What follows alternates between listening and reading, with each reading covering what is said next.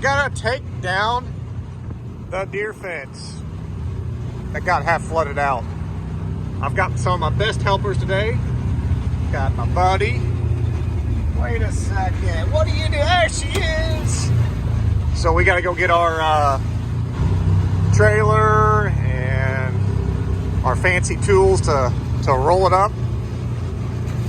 So yeah, that's the plan.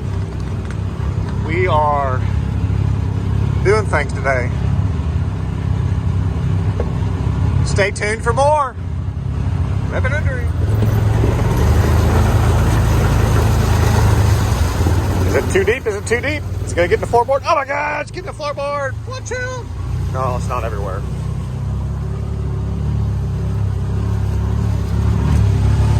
Still going.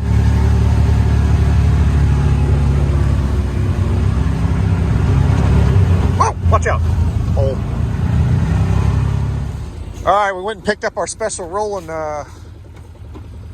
wire rolling tools here, which are pretty much just hose reels.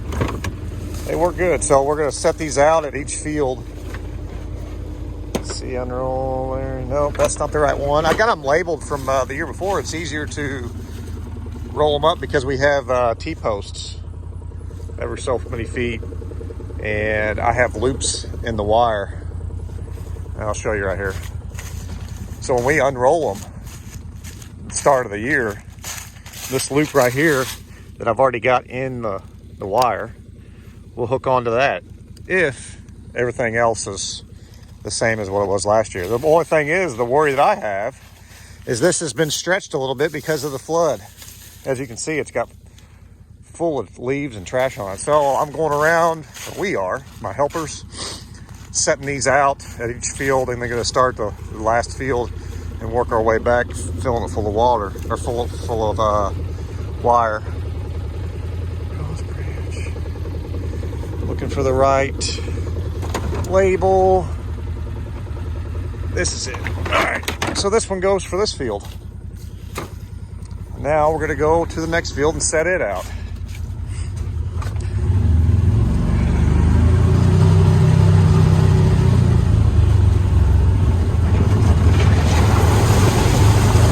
Crossing the water.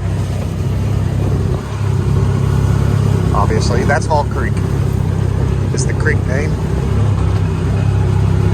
Here's another field that we've got to roll up, and look how much the water came down through here and the power of the water. Hit the brakes, Jansen. Whoop. All right, good job. It took this fence post down. That's not good. So we're gonna have to fix that. So we have to unhook these just like this, if I can with one hand. So we're gonna have to unhook every loop area, or every loop, and undo it from the post before we can roll the wire up. So yeah, that's what we're doing. Now I gotta unload the correct special rolling wire roller. That's proprietary. Don't tell anybody. Just joking. Lowe's. That's where I got it, Lowe's. I've actually got to go get a few more because I added more fence this year. It's working that well, we added more fence. Okay, to the next field. Do you want everybody in the country to know where you're at?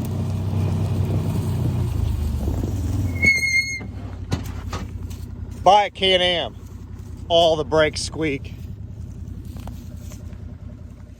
All right, now we are going to start rolling up the wire. So I find the correct special roller upper. Find those at any local 5 and dime or Lowe's. That's where I got it. So I've got these pre-labeled to start at ground rod to take up, put up. Didn't label that one very good. Start at ground rod. Do I go clockwise, counterclockwise? I don't know. So here's my ground rod. I usually position it or put it close to my fenter. which a lot of people are like, what is going on here?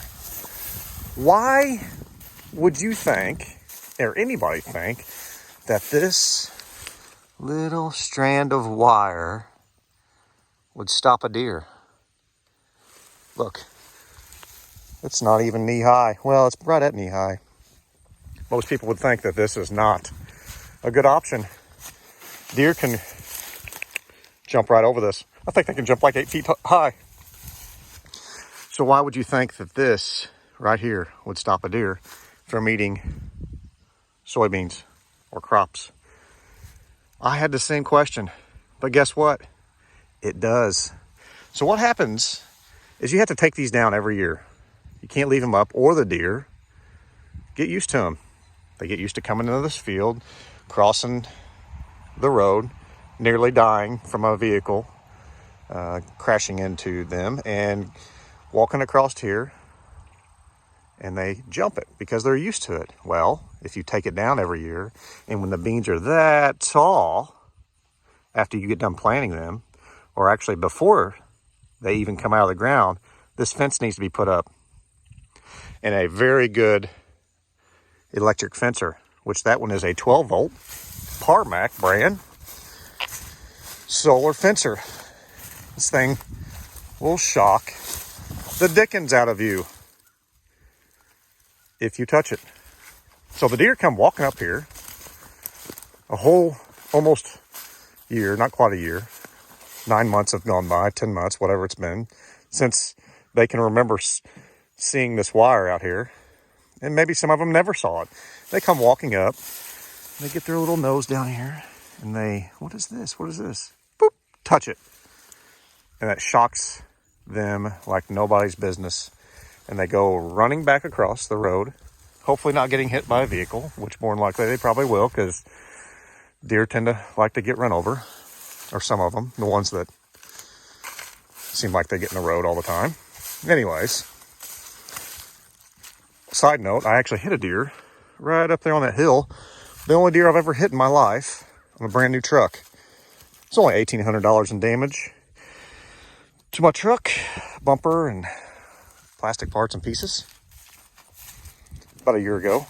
Anyways, that's what we're doing. Taking fence down. Got my good little helpers here. My boy he's already unclipping wire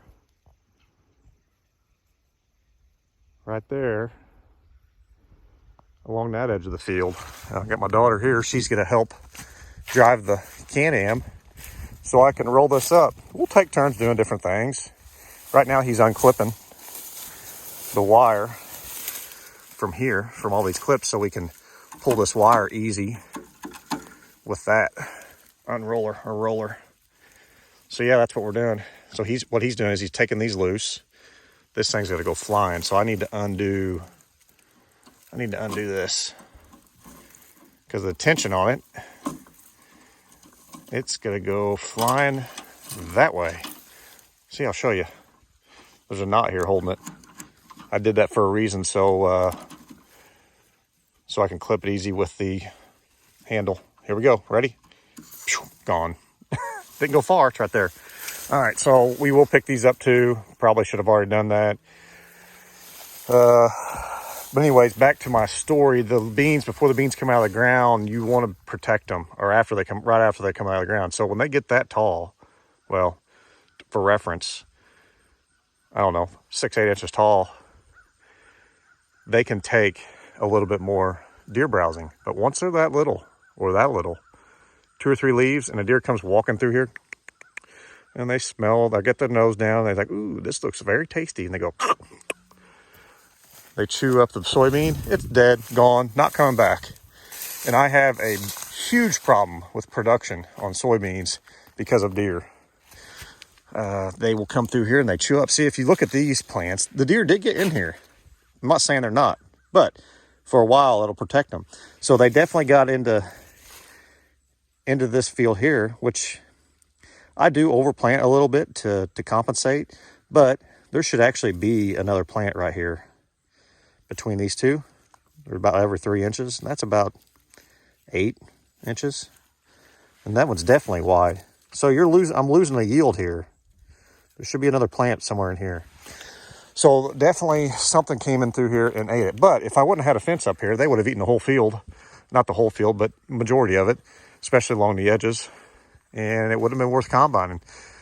Since we've been putting this fence up, it has made a huge difference on production. So yeah, that's why we spend the time to put this one single strand up that a deer can easily hop over if they want to. But during the first part of the year, when the beans are just growing, this thing is a good deterrent. All right, we're gonna pick up some fence. Go, So yeah, we got a good driver here. We got a good one that's rolling up in the back, and I'm just making sure that it can pull out the weeds easy, because that's been the problem, is getting the wire out of the weeds without causing too much strain on my roller upper deal. That's what we're doing. Come on, there you go. Now we got that mess here. Let's get this untangled. All right, roll her up.